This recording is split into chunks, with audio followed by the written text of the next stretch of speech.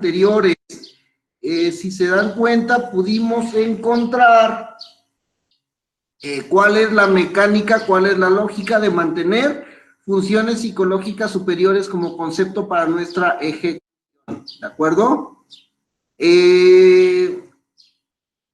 Recordemos, cuando estuvimos empezamos la clase, empezamos viendo que es neuropsicología, seguimos con los hitos de la historia neuropsicológica, de los hitos de la historia en la neuropsicología, para entender cómo es que se iban dando estos procesos. Y llegamos a un momento en donde íbamos explicando las funciones psicológicas superiores. Vamos a entender en el hito histórico en cual estamos nosotros como neuropsicólogos, a que el tiempo que va a estar la forma en la que se va a conceptualizar el cerebro es como una gran fábrica de procesamiento de la información. Todo lo que podamos recoger con los sentidos va a estar procesándose por parte del cerebro y va a estar ejecutándose en conducta motivada. Recordemos que nuestro cerebro tiene capacidades cognitivas: atención, memoria, percepción, lenguaje, praxias, gnostias, características somatosensoriales, todo lo que pudimos ver en el primer curso de introducción, de bases biológicas, ¿se acuerdan? Dentro de estas características de las bases biológicas, fuimos encontrando que la manera, el método, la característica era observar las características cognitivas y buscar de qué manera se iban a estar enfocadas en los aspectos del proceso psicológico superior. Vamos de nuevo. ¿Ustedes cómo conceptualizan el concepto de función cognitiva? ¿Qué entienden con función cognitiva? Leo los comentarios en chat.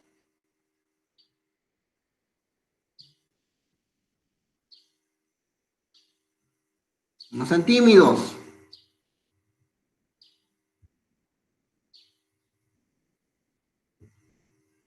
Pensamiento, ok, tenemos estas características del pensamiento.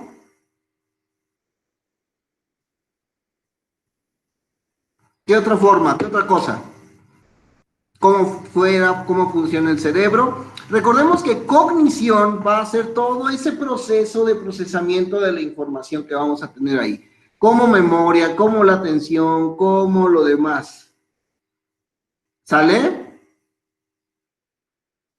Las funciones que tiene la mente. ¿Cuál es la diferencia cuando hacemos esta cognición, función psicológica superior? Los leo en chat.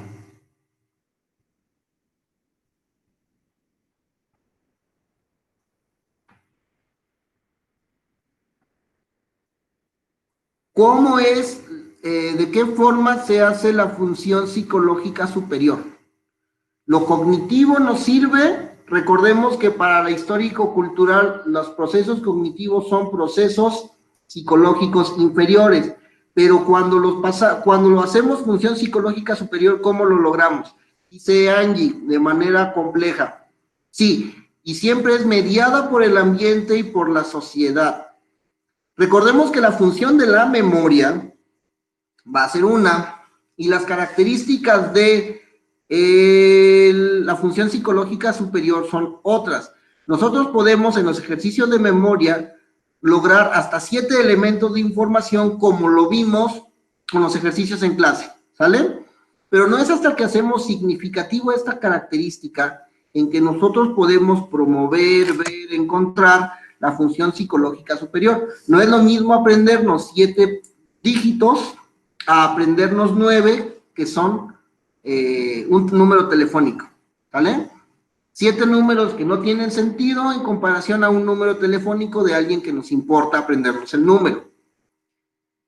La atención, nosotros podemos estar muy fijados con la vista, con el pensamiento, con la escucha, con el gusto a una actividad en específico, pero no es hasta que nosotros, esta actividad nos llama la atención motivada, en que nosotros le prestamos sincero reconocimiento, en que nosotros apropiamos esa experiencia hacia nosotros mismos. ¿Me doy a entender? La función psicológica, la función cognitiva es base, pero la función psicológica superior tiene un objetivo, tiene un inicio, tiene una acción, tiene un fin. En ese caso, esto es el proceso que vamos a tener que aprender a perfeccionar para poder atender a pacientes, para poder hacer evaluaciones, para poder estar alrededor de la práctica de de los muchachos, ¿sale? De algún paciente que lleguemos a tener, de alguna situación que por ahí tengamos atorada, trabada, específica, ¿vale? En este caso, ¿cómo explicarles? Es importante que podamos diferenciar, porque vamos a estar evaluando procesos cognitivos, procesos del pensamiento, pero cuando tengamos que hacer el análisis cualitativo, como lo vimos en el capítulo de León Carreón, o cuando tengamos que hacer el análisis más específico para implementar estrategias de rehabilitación, lo tendremos que hacer en base y función de la función psicológica superior, ¿sale? ¿De qué forma yo puedo aumentar mi memoria? Difícilmente vamos a poder aumentar la función cognitiva de la memoria, pero sí vamos a poder dar estrategias para poder mejorar el aprendizaje asociado a la memoria o la cantidad de retención de números, dígitos, elementos, palabras, contextos en función de la actividad de la memoria. Recordemos el ejercicio que hizo Moni. Ella logró una curva de aprendizaje de 16 palabras en 4 intentos. Pero si nosotros hubiéramos socializado esos intentos diciéndole, hay 4 campos semánticos, la curva probablemente hubiera bajado a 3 intentos o 2 intentos. ¿Sale? Bueno, en Portellano hay una tablita que me gustaría que pudiéramos revisar porque viene específico cada uno de estos elementos cognitivos y qué es lo que pudiéramos esperar.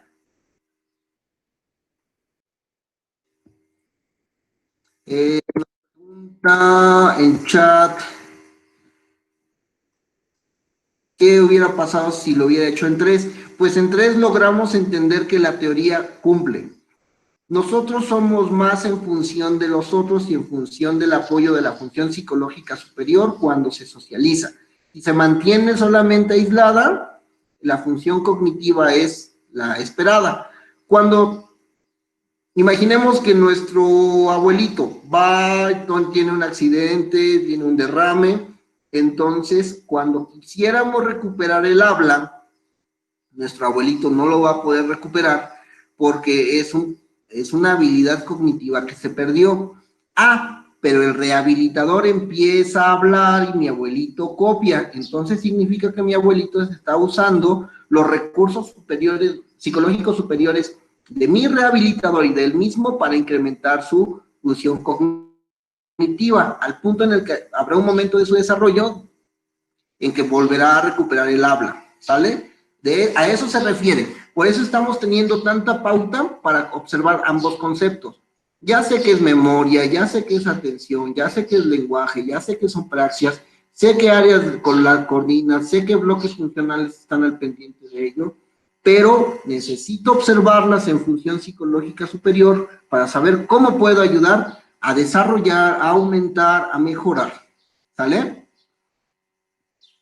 Ahora, revisando la información en Portellano, encontramos una tablita que quisiera ir desglosando para que todo nos quedara perfectamente claro esto.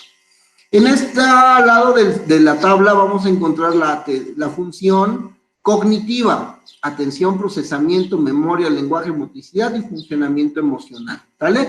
Estas son las características cognitivas de ¿dice? ¿Qué página es? De Portellano. De Portellano es la página 47.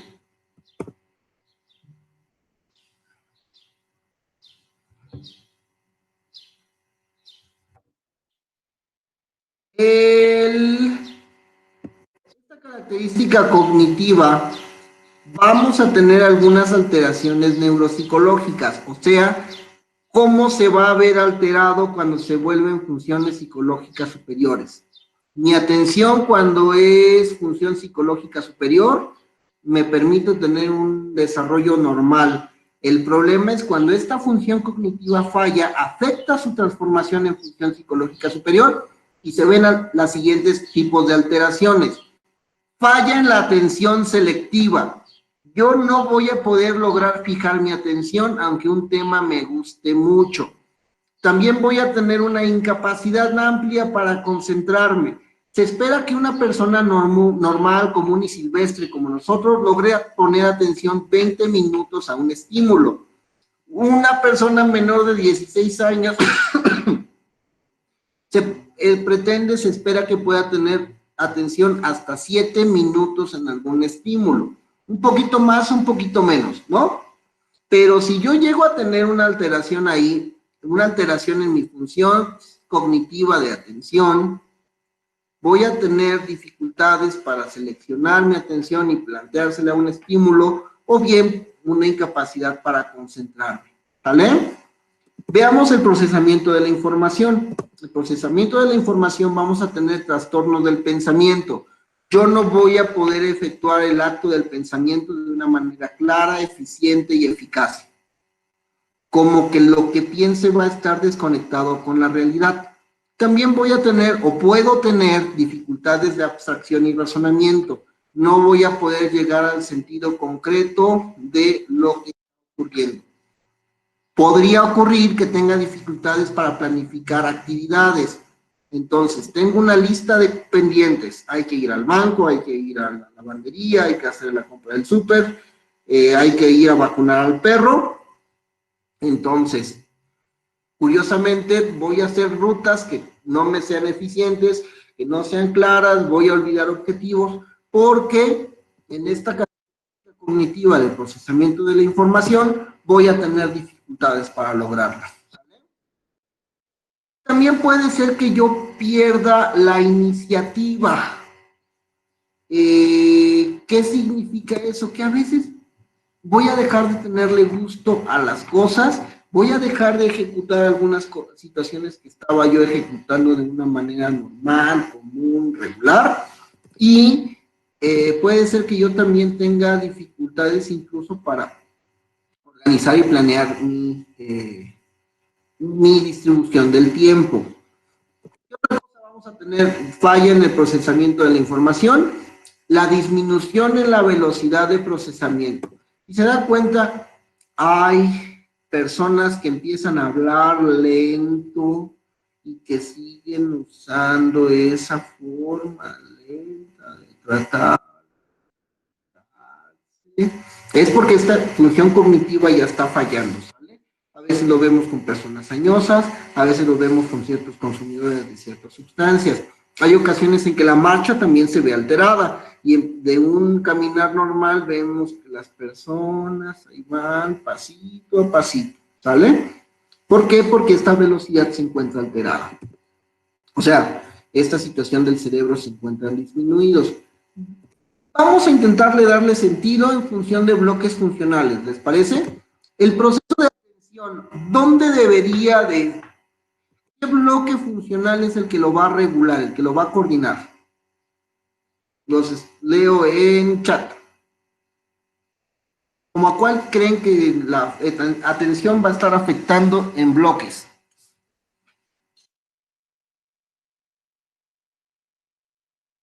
El segundo bloque funcional 3 tiene mucho que ver con el 3, pero también tiene que ver con el 1. El segundo no tanto, aunque recordemos que los 3 bloques se utilizan para todas las habilidades cognitivas. ¿Sale? El 1 es el que nos va a dar el tono, nos va a mantener despiertos, entonces es el que prioritariamente nos va a permitir mantenernos en atención. Recuerden el ejemplo de la videoclase anterior. Yo me voy a Cholula, me doy una desvelada marca Pato, entonces mantenerme atento a la clase y no dormirme va a ser muy complicado, no imposible, pero complicado. Sí, El bloque 3 nos permite la regulación y la selectividad para nuestra atención, pero si no tenemos suficiente energía, ahí es donde puede existir una dificultad.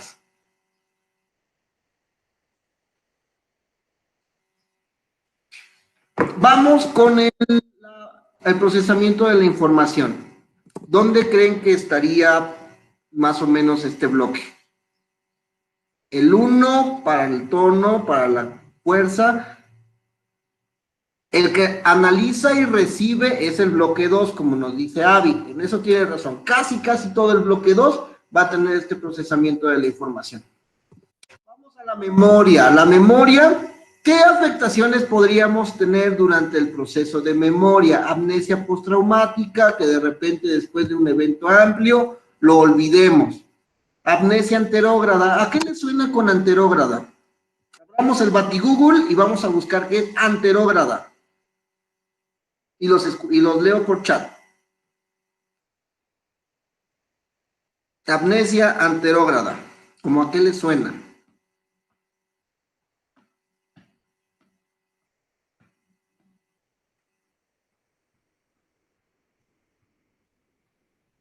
Anden muchachos, no sean, ¿cómo se dice? Pérdida de memoria, ándale Moni, pero es una pérdida de memoria previa. Previa al acto que ocurre, vamos manejando, chocamos y de repente cuando despertamos en el hospital nos damos cuenta que ni siquiera recordamos haber prendido el carro, ¿no? Vamos teniendo una incapacidad para recordar eventos muy iniciales a la pérdida de memoria, y la amnesia retrógrada es la amnesia de hace mucho tiempo. Perdemos nuestros recuerdos de cuando éramos niños, de largo plazo, ¿ok? Ahora, vamos a observar también lagunas amnésicas, que vamos perdiendo segmentos de nuestro día, segmentos de información. Hay ocasiones en que las personas toman mucho y se olvidan de lo que pasó la noche anterior. Hay ocasiones en que recibimos un golpe tan fuerte que se nos olvida ese rato, se nos olvida ese bloque, ¿sale? Hay ocasiones, dice Karim, que Alzheimer sí es una situación crónica que nos va observando esta parte. ¿Qué bloque funcional es el que estaría comprometido en este momento? ¿Cómo cuál les suena? Ándale, segundo, ándale, Moni, Andy, segundo bloque funcional. ¿Sale?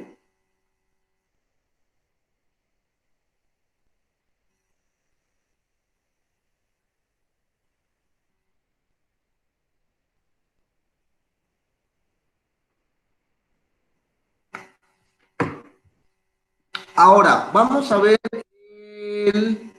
el lenguaje, el segundo bloque funcional es el de memoria, el número 2, y lenguaje.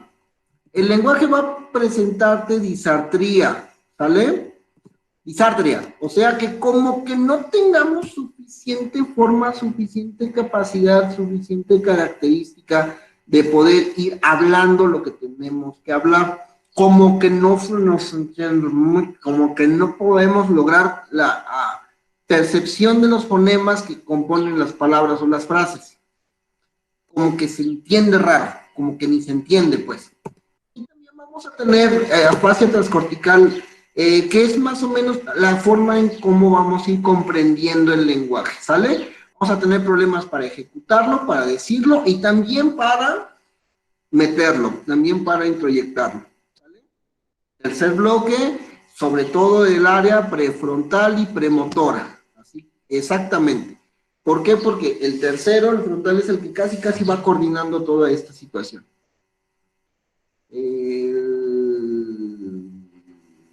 ¿En qué te perdiste, Moni?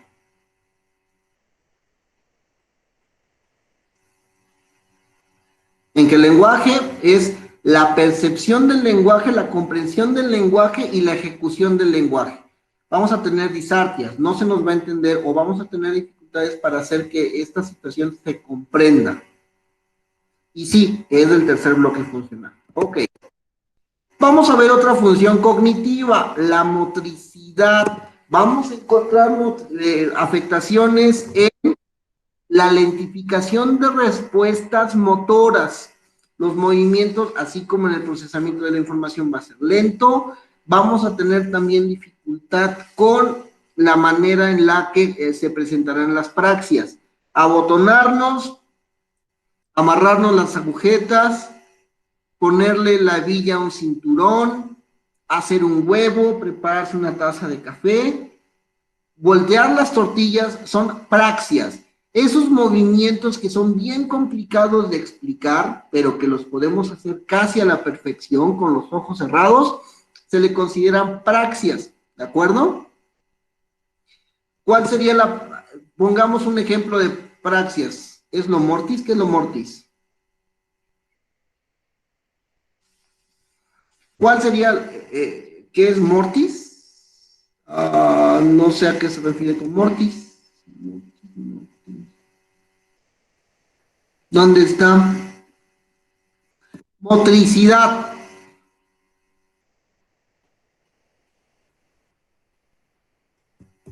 Movimiento motriz, respuestas motoras, de motor, de movimiento. Una praxia muy rápida sería aventar una moneda para cacharla, ¿sale? Echar un volado es la praxia de echar el volado. Vamos a tener dificultades para poder realizar esos movimientos. No vamos a poder abotonarnos, no vamos a poder amarrarnos las agujetas, no vamos a poder ponerle hilo a una aguja, porque se nos va a complicar esta praxia. Y vamos a ver de qué forma aparece también el funcionamiento emocional. A veces los pacientes van a tener frecuentes cambios de humor, vamos a estar o contentos, o felices, o muy... Praxia del lenguaje. Eso se llama afasia. La praxia del lenguaje implicaría los movimientos de punto y modo articular para poder producirlo. Una praxia del lenguaje podría, o una dificultad en el procesamiento del lenguaje podría ser en español en la pronunciación inadecuada de la R. ¿Por qué? Porque yo puedo producir lenguaje, o sea, no soy afásico, pero un punto específico de mi forma en que pongo la mandíbula, en que pongo la lengua, en que pongo la posición del paladar, me dificulta mucho, me imposibilita mucho decir la R. Ese sería un caso muy específico, que hay mucho debate en ello, pero que puede decirse que es de praxia del lenguaje. Pero cuando no podemos hablar, regularmente se le considera afasia. No sé de qué forma se te presenta la X. Podríamos pasar un proceso de estimulación o de rehabilitación, porque, bueno, en el idioma en el que guste, siempre es importante tener la adecuada pronunciación de los fonemas. ¿Qué otra cosa estaría presente? Cambios de humor frecuentes, vamos a pasar de lo triste a lo feliz, de lo deprimido a lo maníaco, de manera sucesiva y rápida, ¿sale? Eso cuando hablamos de funcionamiento emocional. La habilidad emocional, ¿qué se les ocurre que es la habilidad emocional? Busquen en Google y los leo en chat. ¿Qué es que una persona tenga la habilidad emocional? Manejar, praxia del manejo, sí, también. La habilidad son las emociones, no entiendo eso. Ajá, forma en que podemos manejar los sentimientos o emociones. Ok, Bruno, gracias. Cuando una persona es lábil emocionalmente, es que cuando estamos en entrevista, que nunca nos habíamos visto, que no tenemos contacto previo, de repente se nos sueltan a llorar. O de repente empezamos a llorar sin motivo aparente y después nos juntemos y después lo volvemos a llorar. Es en general que no tenemos un control en ese manejo emocional específico, ¿vale? Ansiedad. Nuestros muchachos pueden estar constantemente ansiosos porque, bueno, es una capacidad que se pierde a lo largo de la vida y que, pues, si no la tenemos, como que nos ponemos extraños. Hipersensibilidad excesiva frente a los estímulos. Se supone que en función de la fuerza de cada estímulo, nosotros tenemos una reacción. ¿Cómo se puede hacer un control de esas emociones? Hay entrenamientos específicos, en general es un proceso de conciencia emocional que se va retroalimentando, Moni, pero es parte de. ¿sale? Sigamos con hipersensibilidad frente a los estímulos. A veces tenemos un estímulo leve y nosotros contestamos con un estímulo leve. Si no, recuerden cuando están con su novio y que de repente les dice, ay, hola bebé, ¿cómo estás, mi cosita hermosa? ¿Y qué respondemos nosotros, aunque hablamos perfectamente bien? Ay, yo muy bien, mi cielo, y mi corazón, ¿cómo estás? O sea, son equivalentes, ¿sale? Estamos en un concierto de reggaetón, empezamos a hablar así como reggaetonero, porque vamos haciendo una modulación equivalente. De repente alguien nos empieza a gritar, ¿y qué le decimos? ¡Pero no me grites! Lo mismo, ¿sale? A cada fuerza del estímulo vamos a tener una reacción igual, pero con nuestros pacientes no va a ser así. A veces hablarles bajito nos va a hacer que tengan ellos una reacción distinta, ¿sale? Hablar bajito nos contestan fuerte, ellos contestan fuerte, nosotros intentamos modular, pero no responden a la modulación, ¿vale? Egocentrismo, piensan que todo es parte de ellos, que todo les pasa a ellos, que solamente la vida afecta a ellos. En general, es un daño neurológico por ahí lo que estaría haciéndose, pero pues es parte de... a veces pueden ser agresivos, tener reacciones coléricas, reacciones muy, muy fuertes, muy enfocadas. Eso es algo que se tiene que tener cuidado porque pues a veces los pacientes se vuelven violentos. Es yucateca, Moni, no sabía. Bueno, también tenemos por ahí reacciones de baja tolerancia a la frustración. Las personas no son tolerantes no son tolerantes a que tengan fallas. Se entiende que son personas que pues, no tienen una adecuada función de su mente, función de sus manos, función de su cuerpo, y a veces pues eso llega a ser frustrante. Podemos verlo desde un punto de vista emocional, psicológico, pero realmente es una baja tolerancia a la frustración neurológica. ¿Okay? Algo que en lo personal me pasa mucho con pacientes neuropsicológicos es que se vuelven muy adherentes al tratamiento. Una ocasión empecé a trabajar con una paciente con hemiplegia izquierda y tenía otras afectaciones, entre ellos emocionales. Entonces, un día la tuve que reprogramar para otro día y me llamó 14 veces al celular y 25 veces a la oficina para pedirme una explicación de por qué le estaba reagendando.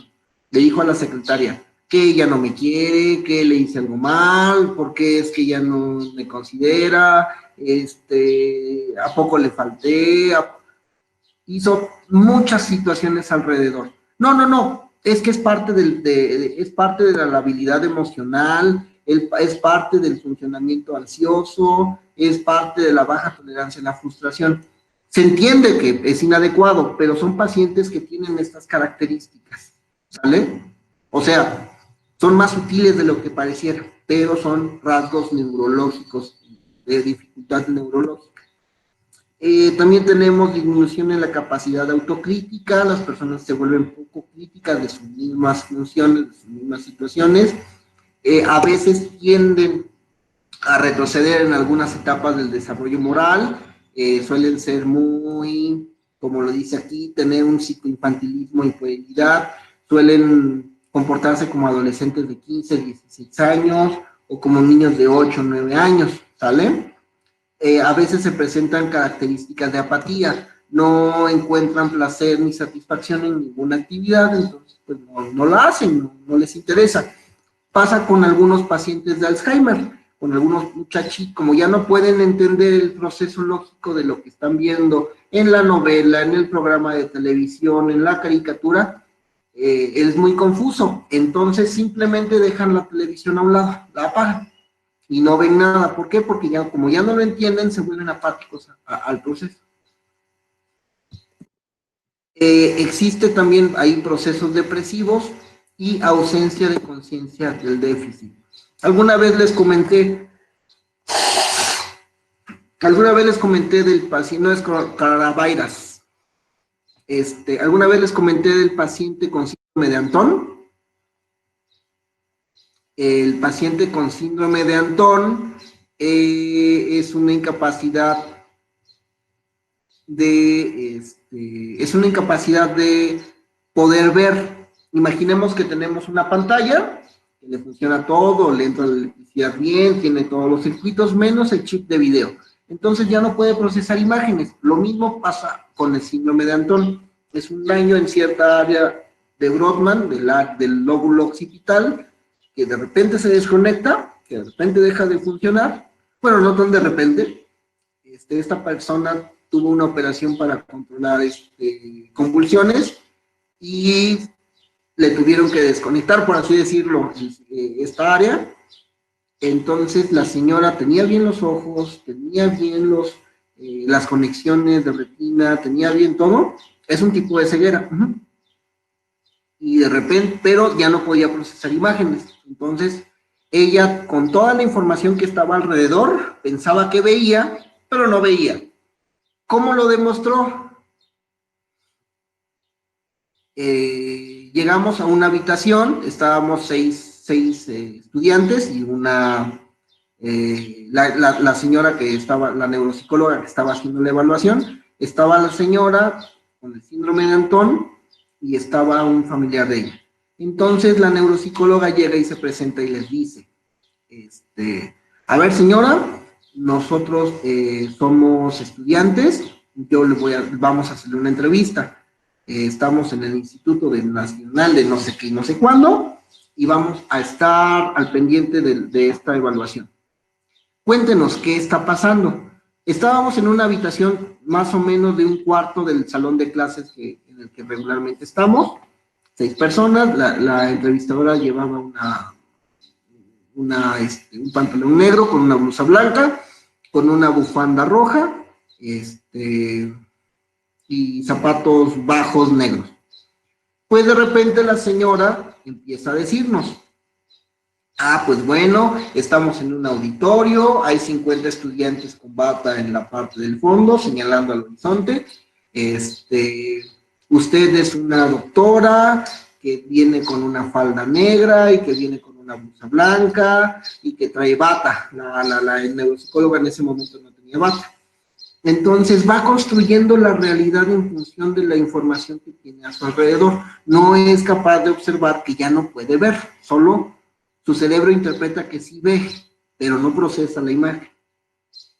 Es a eso que se refiere cuando vemos que existe una ausencia en la conciencia del déficit. Hay ocasiones en que las personas no entienden que están mal. Exactamente, ella sabe que no ve, pero piensa que sí ve. Y es imposible que ella detecte esa cosa. Es peligroso porque a veces se va a parar y va a querer andar en la calle y la van a atropellar porque no va a ver el camión que viene. Pero, ¿sale?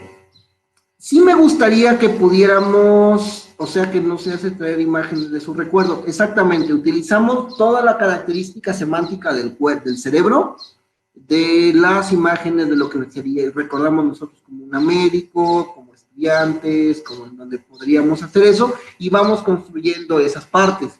También ocurre con nuestros recuerdos. A veces cuando no prestamos la suficiente atención, nuestra cabeza va llenando los huecos con información que tenemos del pasado, y a veces eso hace que tengamos recuerdos falsos.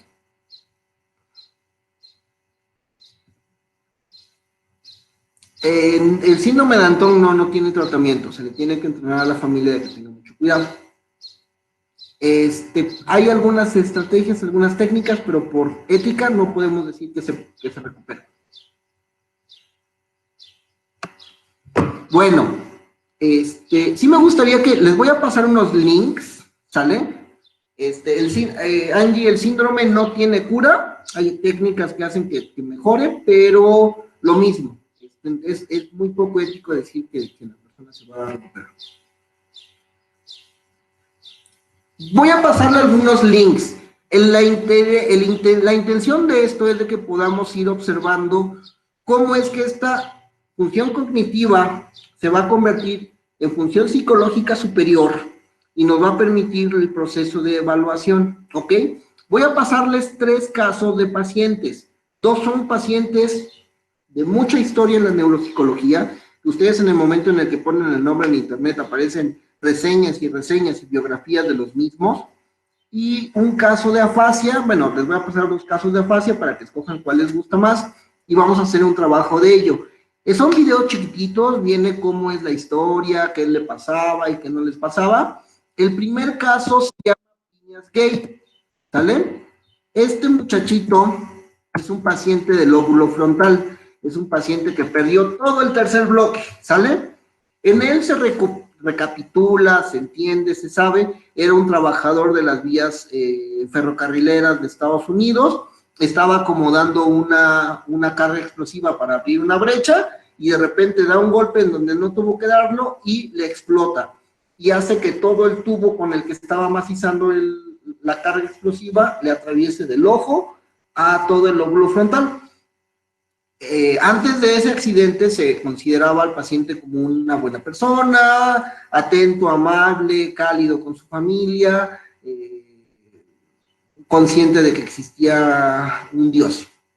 Después del accidente la libró, pasó la infección, tuvo los cuidados necesarios, quedó vivo, seguía leyendo, seguía hablando, seguía pensando, seguía organizándose. Sin embargo, muy probablemente, Angie, pero vamos, según hay que revisar como toda la histología, vamos a dar técnicas, estrategias, pruebas para poder ir evaluando todo eso, pero muy probablemente sí, el de la vía durmiente, por ahí dificulta alguna situación cerebral. No, hay un síndrome que se llama así, síndrome de bella durmiente. No es un síndrome que esté en el DSM-4, pero se aparece. Bueno, entonces Phineas Gage, después de este accidente, se vuelve alguien agresivo, violento, malvado, es hipersexualizado, quiere tener sexo con muchas personas, se aleja de su familia, empieza a refunfuñar sobre que no existe un Dios. ¿Y por qué se debe ese cambio? Precisamente por la afectación neurológica de la ausencia del tercer bloque, ¿va? Les voy a pasar otro caso. Este es un caso de cómo se da la memoria, ¿vale? Este paciente se llama el paciente HM y no es el paciente de la tienda de ropa. Es un paciente que empieza, de niño tenía muchos problemas de convulsiones. Hay un procedimiento, el foco irritativo estaba en el lado izquierdo, entonces se hacía muy complicado porque pasaba las ondas al lado derecho y las convulsiones eran más y más tardadas. Se le hace una operación para dividir el puente que hacía esa conducción y el cirujano cercena también el hipocampo. Entonces, como cercenó el hipocampo, el paciente lograba tener recuerdos de toda su vida pasada, pero ya no lograba tener recuerdos consolidados de su vida presente. El muchacho vivía en el eterno presente, porque ya no podía pensar más a futuro, ni podía idear muchas cosas, ni podía tener nuevos recuerdos. Se quedó, y aunque le intentaban enseñar nuevos conceptos, nunca los aprendía. Más o menos aprendía cosas motoras, algunas actividades de carpintería, algunas cosas así, pero eran cosas que aprendía que él nunca supo cómo lo aprendía. Es un paciente muy tradicional, que dio mucho al avance del estudio de la memoria y que me gustaría que vieran el video para que más o menos supiéramos de qué forma se iba conceptualizando, ¿vale? Y tenemos un cuarto video, ¿ok? Esto es un paciente afásico. Son pacientes españoles, entonces de por sí vamos a tener dificultades para entenderlo un poco bien, pero este primer paciente afásico que les mando todavía tiene afectaciones, ¿sale? Todavía se le logra distinguir las dificultades en la pronunciación.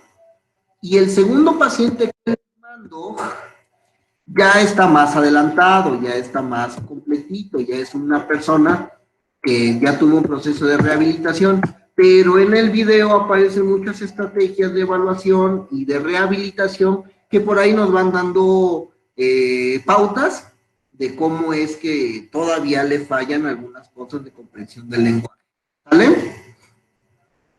Recordemos, el objetivo de la materia es que podamos tener muy claro qué es lo que viene en un proceso de evaluación, cómo vamos a hacer una entrevista, qué tenemos que ir viendo, perfilando, observando, ¿de acuerdo?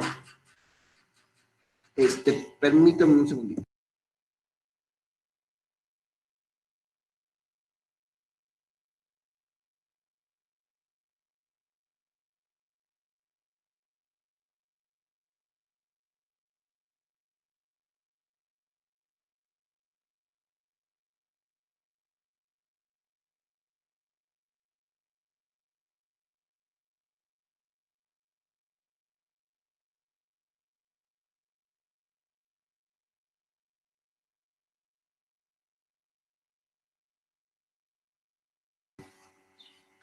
¿En qué nos quedamos? Ah, sí. Entonces, voy a pedirles que vean estos videos, que vean cómo es que son la historia de estos pacientes y vamos a dejar tarea, ¿sale? Esta tarea va a ser un cuadro comparativo de los pacientes. Vamos a poner los pacientes en función de la función cognitiva que estamos observando y vamos a hacernos 3 preguntas. Vamos a describir el caso. Vamos a poner qué elementos emocionales están presentes en estos pacientes. Vamos a poner cuáles son las estrategias de intervención que están presentando, que se hicieron o que se hacen con este tipo de pacientes, ¿sale? Observen que en la lectura del capítulo 9 de las características de evaluación cualitativa de León Carreón, ¿cuál diapositiva, mujer? Bueno, en la característica del León Carreón, en el capítulo de León Carreón, se iban haciendo algunas preguntas sobre cómo ustedes considerarían que tenemos fallas en estos pacientes. Algunos ponen comentarios muy neurológicos, ¿sale? Como que de repente va a estar, ya se nos fue Giuliani, ¿no? Como que de repente vamos a estar con dificultades muy evidentes, muy grandotas, y en algunos casos va a ser así, pero muchos de los pacientes neuropsicológicos tienen situaciones más leves, más ligeras, más sencillas, más inobservables, ¿de acuerdo? Ya regresó Giuliani, Oli Giuliani. Pongamos el ejemplo de la actividad, ¿les parece? Por ejemplo, en el caso de Piñas Gay, lo que vamos a observar, el proceso cognitivo que vamos a observar es el del procesamiento de la información. ¿Lo observan? En la descripción del caso. Obviamente aquí solamente es pues es un pequeño resumen para que sepan cómo hacerlo, ¿va? Es un trabajador de vías férreas que fue cercenado el lóbulo frontal por una carga explosiva. Y van a describir pues, el resto y complementar el de Piñas. ¿Qué elementos emocionales están presentes en los pacientes? Algo que se sabe del paciente H&M es de que él estuvo feliz mucho tiempo, o sea, no le afectaba no recordar, como que no le daba tiempo, como que el cerebro no le alcanzaba para saber que debería estar triste porque ya no iba a aprender nada el resto de su vida. Hubo pocos momentos en el resto del tiempo que siguió vivo el muchacho, porque ya falleció. Bueno, el señor, que uno de los momentos feos o tristes de sus días fue cuando le dijeron que sus padres ya habían muerto. Entonces dijo, oye, pero es que fíjate, paciente H, que tus papás ya murieron, o sea, ya fallecieron. Y el señor se quedó pensativo toda la tarde, pero después se le olvidó. ¿Sale? Ahí hay elementos emocionales que están presentes en los pacientes. Y estrategias de intervención. Verán cómo en los pacientes de afasia se utilizan algunas láminas, se utilizan algunos recursos didácticos para poder hacer que los elementos sigan conservándose en el proceso de atención. ¿Sale? ¿Alguna duda, alguna pregunta con la tarea? Dime, Andy. ¿Para cuándo es? Para el próximo miércoles. Estamos dejando tareas con una semana de distancia. La tarea del lunes que les pedí, hay que entregarla el lunes. La tarea de hoy hay que entregarla, no es cierto, la tarea del martes de ayer hay que entregarla el martes. la tarea de hoy hay que entregarla el miércoles de la próxima semana. Sí, las descripciones van a ser en función de los videos, en función de los casos que estamos dando en video. Ven los videos, hacen su redacción y los subimos a la carpeta de Drive, por favor.